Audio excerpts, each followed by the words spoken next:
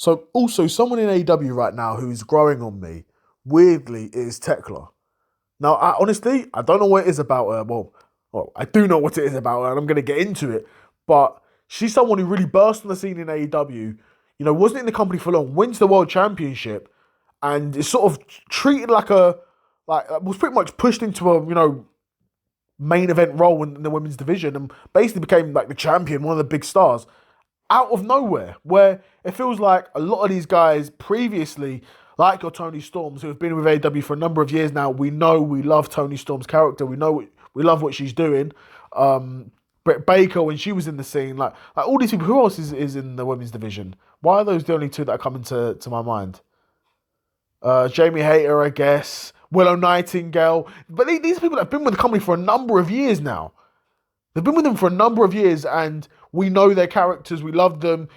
Mercedes Moné, and she's not been with the company. Well, she's been probably a couple years at this point.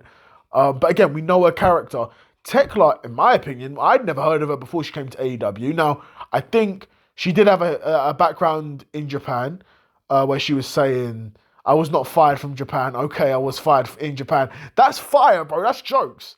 That was jokes from her. Thekla, she's got a good promo on her.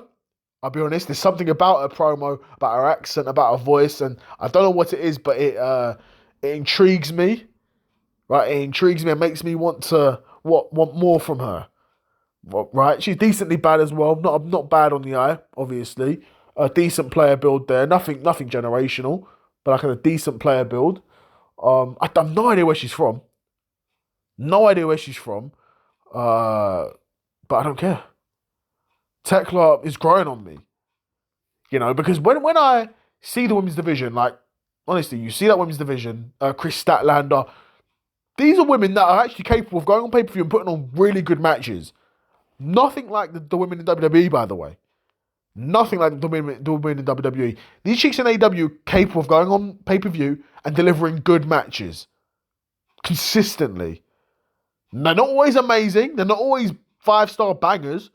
But they can put on good matches. And when you let them cook, sometimes they seriously cook. Like Willow Nightingale and Kris Statlander, there was it Street Fight. Crazy shit in that match. When you let them cook, they can cook in AEW. And Tekla's been having good matches-ish from what I see. Her last match on the pay-per-view against Jamie Hayter was a good match. Nothing generational, nothing crazy, nothing that I'm going to probably go back and rewatch. But I remember watching that match thinking, damn, this is pretty physical. Like, I already knew Jamie Hayter could go. But I was like, damn, Thekla can go. Right? Thekla can go. And her promos were pretty funny as well. Love the accent, love the voice. It's intriguing to me. Yeah, Tekla's growing on me. It's really weird.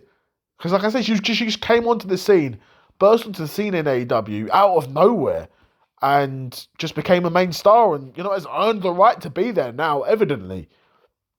I can't speak to what she done before AEW, so she might have been like a Mercedes Moné and was super popular, and she comes into AEW and is treated like a main star. That very well may be the case. Let me not pretend like that's not the case. That may have been the case. But for me, I'd never heard of her, really. I'd never seen her wrestle before.